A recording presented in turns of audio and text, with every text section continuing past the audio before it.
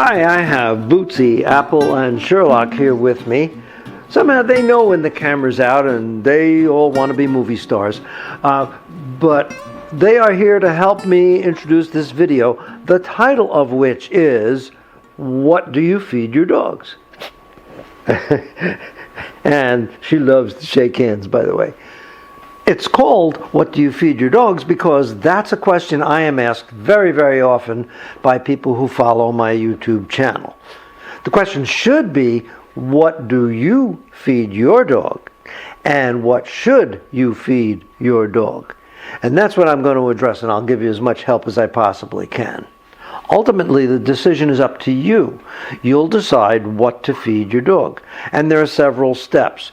You have to decide what type of food should you use. There are various choices here. First, there's dry food, otherwise known as kibble. It has some advantages in terms of being more economical than other types of foods, easier to store, and it can even provide exercise for your dog's teeth in terms of chewing on the kibble and removing tartar that might build up. Although with Cavaliers, my argument would be that they practically inhale the kibble, and I don't know that it actually gives them that advantage.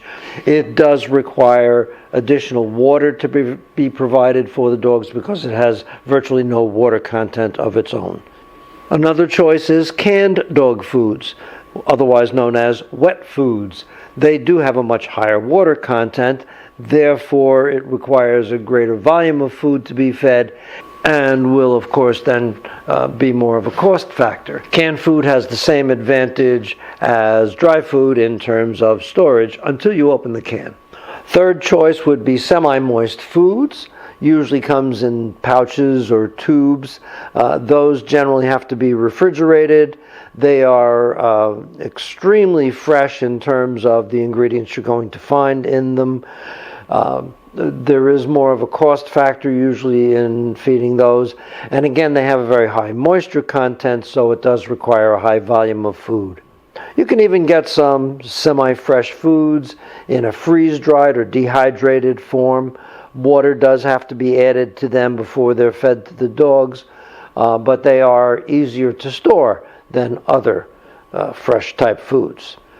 Beyond that, the only other choices I can think of would be either home cooked or raw diet. Now those two are very specialized diets, and I'm not going to address them in this video. If you have any questions, please leave a comment at the end and I will be happy to answer what I can. I have used raw diet in the past, so I have some experience with that.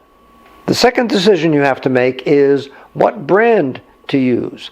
I personally do not believe in either choosing a brand for myself based on the name only or recommending brands to people who ask. One little trip down the aisle of your supermarket or your local pet supplies store will show you there are tons of different brands, different types of foods that you can choose from.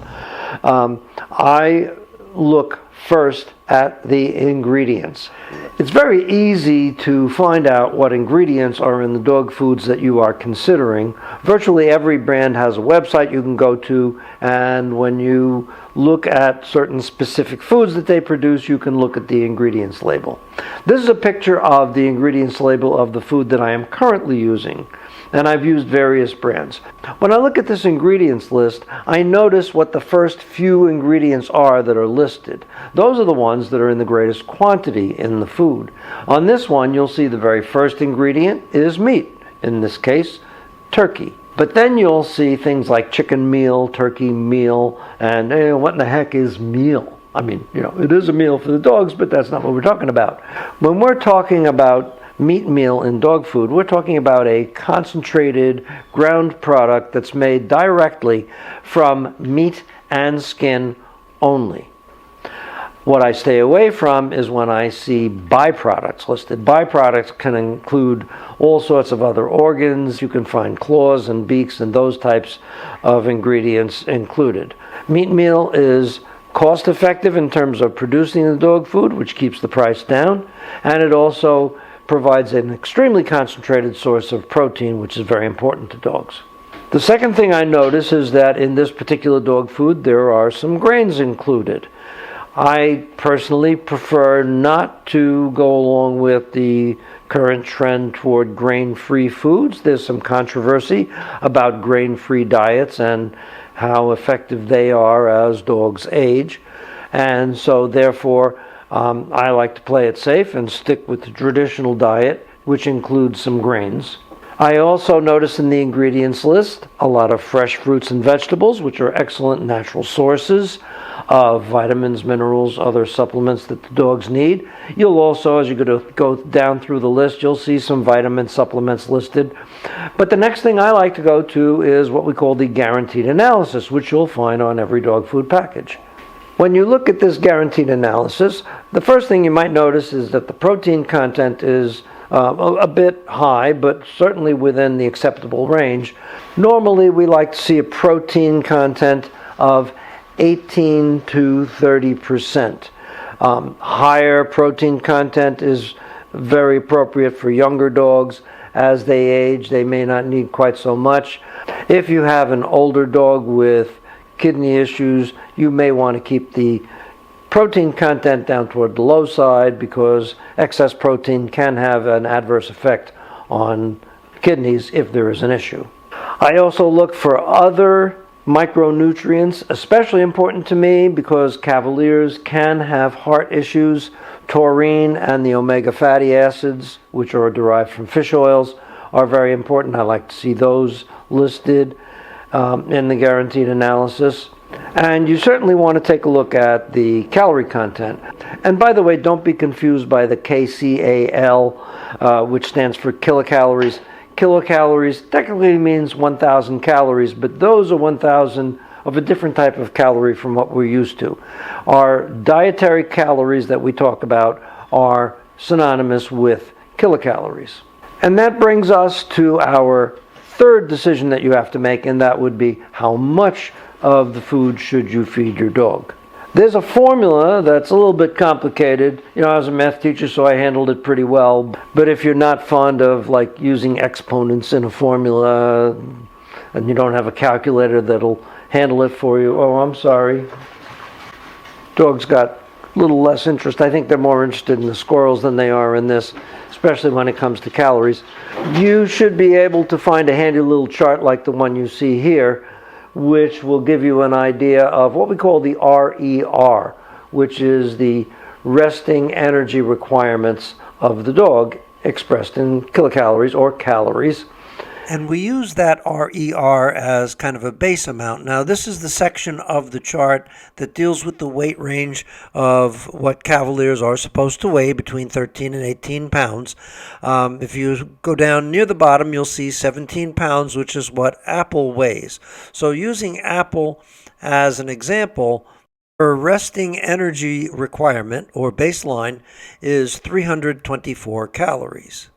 She's a fairly active 3.5-year-old intact female, so we add about 40% or 130 extra calories, which brings her total needs for the day to 454 calories. Looking at what I feed her, 3/4 of the 426 calories in 1 cup comes to about 320. I use a semi-moist food topping. This is what the semi-moist food that I add as a topper looks like. You can see it's just chock full of great ingredients. And when you check the ingredients list, that whole first line is just a lot of things that I like to see in their food. So I cut a slice off of that, chop it into little chunks, and put it on top of their kibble. Their guaranteed analysis tells me that the amount I give them adds about another 100 calories for the topping. Adding in maybe about 25 calories for treats that they get at the beginning of the day and at various times during the day brings their total intake to about 445 calories per day, which is a very good match for her needs. And that would be for weight maintenance. Of course, you could lower the amount for weight loss or increase it if you need weight gain. Puppies require much higher calorie intake during the day. They would require usually anywhere from 2 to 3 times the amount that you see on the RER for the chart. But keep in mind, when they get to about a year old, their appetite and their calorie needs drop drastically. If you don't decrease their food intake to meet that need, you'll find you have an overweight dog, which can aggravate heart issues. That brings me to the next thing that you have to pay attention to, and that is to monitor the dog's weight. There are two ways you can easily check to make sure your dog is not overweight without putting them on a scale. Of course, it doesn't hurt to put them on a scale, but try to get them to stand still on one, not so easy. Apple is going to help me demonstrate. First of all, run your hands along the side of the rib cage. The rib cage goes from here to there. You can feel it. If you feel the ribs under a very light layer of fat, that's a good sign. If you don't feel the ribs at all, that's a very bad sign in terms of being overweight. A second way to determine if your dog is overweight is to look at the dog from above. When you look at the area between the end of the rib cage and the hips, you should see a distinct narrowing or waistline. If you don't, your dog is probably overweight. So here's what it looks like when it comes to feeding time with our dogs. So each dog's portion of kibble has been measured out. I have my fresh food cut into nice little chunks. You can hear the dogs in the background. They want to eat. And I just put those chunks on top. And then all I will do is put some warm water into that to make it a little more palatable, mix it up with the spoon a little bit, and feed them. Our dogs are fed in crates, so Sherlock, go in your crate. We have a routine because dogs love routine. I always ask them to do something like shake hands. We put a snood over their heads to protect their ears so they don't get food in their ears, which then creates ear chewers.